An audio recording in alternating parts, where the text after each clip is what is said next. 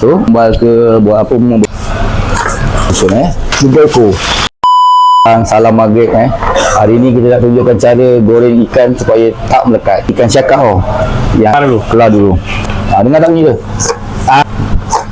Tu dia sampai dalam tu dia masak. Okey. 5 ekor. Okey, Dia tak ni melekat lah. Kompom. Tu biar dia Dia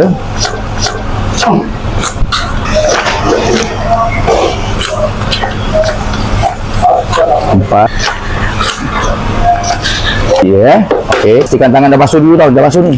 Okey, kita kocak dia gitu. Kita gaul dia dulu.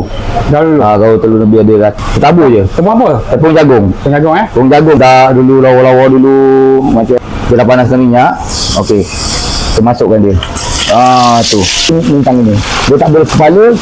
Okey, kedua. Satu lagi sini. Betul-betul besar. Jadi dia punya tepung tu melekat dengan ikan tu.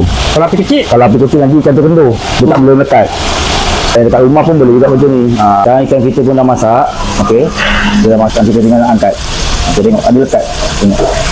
Satu pun yang melekat. Okey. 2. Okey. 3. 4. Okey, nampak dalam tu. Kita pakai tulang masak. Betul tulang 4. Dan terakhir kali 5. Tak ada satu pun yang melekat. Berjaya kita. Ini dia. Susun lah, tak melekat lah. Selamat mencuba akhir sekali kita ada pantun sikit lah. Wah, mantap. Masak kenduri hari Selasa. Cakep. Untuk dimakan selepas sembahyang. Okey, mantap. Banyak lelaki atas dunia, tapi betul. abang yang paling penyayang. Terima. Terima. Cantik, mantap.